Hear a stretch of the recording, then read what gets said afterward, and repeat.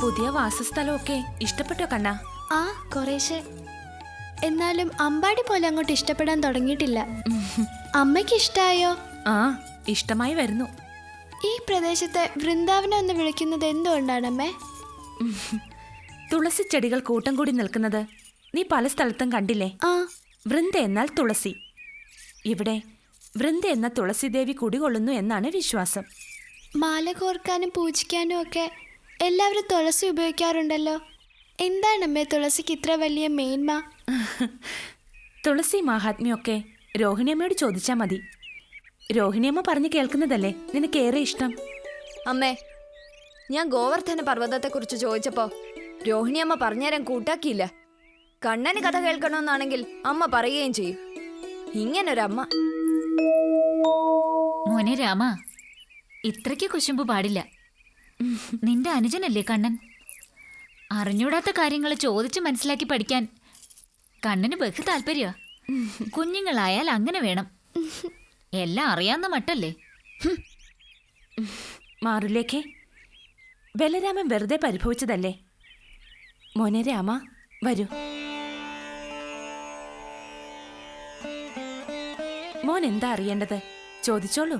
അമ്മേ, ഗോവർദ്ധന പർവ്വതം ഒന്നല്ലേ ഉള്ളൂ? അതെ, ഒന്നേ ഉള്ളൂ. എന്നിട്ട് കാളിന്തി നദിയിലും ഒരു ഗോവർദ്ധന പർവ്വതം കാണുന്നതോ? മോനെ, അമ്മ ഒരു കണ്ണാടി എടുത്ത് നിന്റെ മുഖത്തിന് നേർക്ക് പിടിച്ചാൽ എന്ത് സംഭവിക്കും? എന്ത് സംഭവിക്കാൻ? എന്റെ മുഖം കണ്ണാടിയിൽ കാണും. തന്നല്ലോ. നിന്റെ മുഖം കണ്ണാടിയിൽ കാണുമ്പോഴും ബലരാമൻ ഒന്നല്ലേ ഉള്ളൂ? അതെ, ഒന്നേ ഉള്ളൂ. അതുപോലെ തെളിഞ്ഞ ജലമുള്ള കാളിന്തി ഒരു കണ്ണാടിയാണ്. ഗോവർദ്ധന പർവ്വതം അതിൽ പ്രതിബിംബിക്കുന്നു. പർവ്വതം കാളിന്തിയിൽ മുഖം നോക്കുന്നു എന്ന് പറയുന്നതാവും ശരി. എന്താ ഇപ്പോൾ മോന് മനസ്സിലായോ? പർവ്വതം രണ്ടല്ല ഒന്നേ ഉള്ളൂ എന്ന്. ഇപ്പൊ മനസ്സിലായി അമ്മേ. കേട്ടില്ലേ മാറുലേഖേ? എല്ലാം അറിയാമെന്ന മട്ടൊന്നും രാമനില്ല. അറിവില്ലാത്ത കാര്യങ്ങൾ പലപ്പോഴും അവൻ എന്നോട് ചോദിച്ച് മനസ്സിലാക്കാറുണ്ട്. ഹോ, വലിയ കാര്യായിപ്പോയി. എന്നാലും എൻ്റെ അത്ര അറിവൊന്നും ജ്യേഷ്ഠനില്ല. അത്രയ്ക്ക് വിജ്ഞാനിയാണെങ്കിൽ തുളസിയുടെ മേന്മയെ പറ്റിയൊക്കെ ചോദിക്കുന്ന എന്തിനാ? നിനക്കങ്ങ് പറഞ്ഞാ പോരെ? പറയാലോ. വിഷ്ണു ഭഗവാൻ ഏറ്റവും ഇഷ്ടപ്പെട്ടത് തുളസിമാലയാണ്. തുളസിയെ വന്ദിച്ചാൽ രോഗങ്ങൾ ഇല്ലാതാകുന്നു, സേവിച്ചാൽ മരണഭയം മാറുന്നു, വലം വെച്ചാൽ പട്ടിണി മാറുന്നു, വാസനിച്ചാൽ ദുർഗന്ധം മാറുന്നു. എന്താ പോരെ? എന്താ അമ്മ എല്ലാരും ചിരിക്കുന്നത്? കണ്ണൻ പറഞ്ഞത് തെറ്റാണോ അമ്മേ? എന്റെ പൊന്നു മോനെ, നീ പറഞ്ഞതൊക്കെ ശരിയാണ്. തുളസി മഹാത്മ്യത്തെക്കുറിച്ച് പറയാൻ ഇതിനപ്പുറം ഈ അമ്മയ്ക്ക് ഒന്നുമില്ല. എന്താ മോനെ, കണ്ണനോടുള്ള അസൂയൊക്കെ മാറിയോ? എന്തിനാ എനിക്ക് അനുജനോട് അസൂയ? എന്റെ അനുജൻ പഠിച്ച് പഠിച്ച് എല്ലാ അറിവുകളും നേടണം, എല്ലാ സൗഭാഗ്യങ്ങളും ഉണ്ടാകണം, ഈരേഴ് ലോകത്തിലും എന്നേക്കാൾ കീർത്തിമാനുമാകണം. എന്റെ പുന്നാര അനുജന. എന്റെ പുന്നാര ജ്യേഷ്ഠനാ.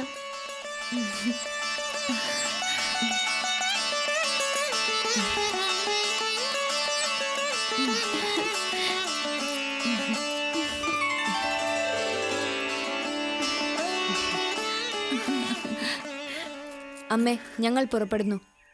മുൻപരിചയമില്ലാത്ത ഇടങ്ങളിലേക്കാ പോകുന്നത്. സൂക്ഷിക്കണേ മക്കളെ.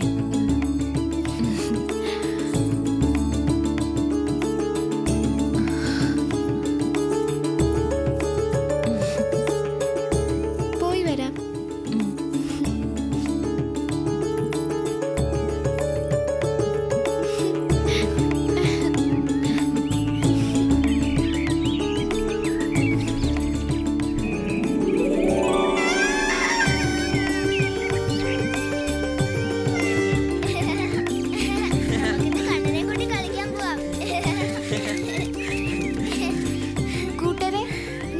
പൈക്കിളെ തെളിച്ച് കാളിന്തി തീരത്തേക്ക്.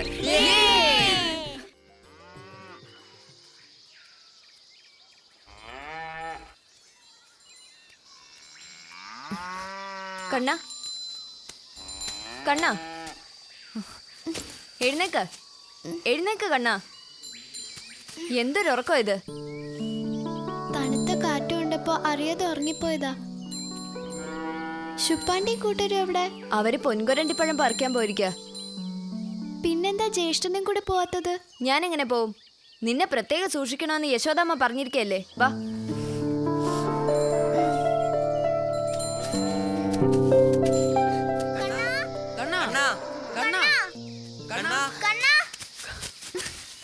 എന്താ? എന്തു പറ്റി കൂട്ടരെ? നമ്മുടെ ശുപ്പാണ്ടി ആപത്തിൽപ്പെട്ടിരിക്കുകയാണ്. ആപത്തോ? എന്താപത്ത്? ഞങ്ങൾ കുരണ്ടിപ്പഴം അന്വേഷിച്ച് ഇറങ്ങിയതാ. അപ്പോൾ ഒരു വാഴത്തോപ്പ് കണ്ടു. പതുങ്ങി അതിനകത്തു കയറി. വാഴപ്പഴത്തിന്റെ നല്ല മണം. ഒരു കുല കെട്ടിപ്പൊതിഞ്ഞ് നിർത്തിയിരിക്കുന്ന കണ്ടു. പൊതിയഴിച്ചു നോക്കിയപ്പോഴോ നല്ല അസല് കദളിപ്പഴം പഴുത്ത് കിണിഞ്ഞു നിൽക്കുന്നു. എന്നിട്ടെന്താ? ശുപ്പാണ്ടിക്ക് നല്ല പൊക്കമുണ്ടല്ലോ. ശുപ്പാണ്ടി പഴം ഉരിഞ്ഞു തന്നു. ഞങ്ങളും തിന്നു, ശുപ്പാണ്ടിയും തിന്നു. പഴം തിന്നു കഴിഞ്ഞപ്പോൾ ഒരു മുതുകിളവി 2 പണിക്കാരും കൂടി കള്ളൻ കള്ളൻ എന്ന് ഒച്ചവെച്ച് വരുന്നത് കണ്ടു. ഞങ്ങൾ മണ്ടിക്കളഞ്ഞു. പക്ഷേ ശുപ്പാണ്ടി പിടിക്കപ്പെട്ടു. എന്നിട്ട് ശുപ്പാണ്ടി അവരെന്ത് ചെയ്തു? അത് ഞങ്ങൾക്കറിയില്ലല്ലോ. പക്ഷേ ശുപ്പാണ്ടിയുടെ അവസ്ഥ എന്താണെന്ന് അവിടെ ചെന്നാലേ അറിയൂ. വരും കൂട്ടരെ. വാ, അല്ലെങ്കിൽ ശുപ്പാണ്ടിയുടെ കാര്യം.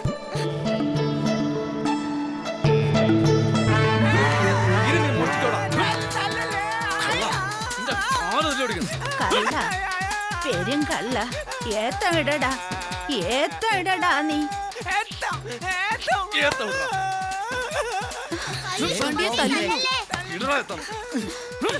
മുത്തശ്ശി അവനെ തല്ലരുത്. അവൻ എന്ത് തെറ്റാ ചെയ്തത്? എന്ത് ചെയ്തെന്നോ? ഞാൻ ആറ്റുനോറ്റു പരിപാലിച്ച് നിർത്തിയിരുന്ന പഴം മുഴുവൻ ഈ പെരുങ്കള്ളം കട്ടുതിന്ന് കളഞ്ഞു. ഇവന്റെ കൂടെ വേറെ 3 കള്ളന്മാരുണ്ടായിരുന്നു. അവനെ കോടിക്കളഞ്ഞു. മൂരിക്കുട്ടന്മാരെ പോലെ 3 പെരുങ്കള്ളന്മാര്.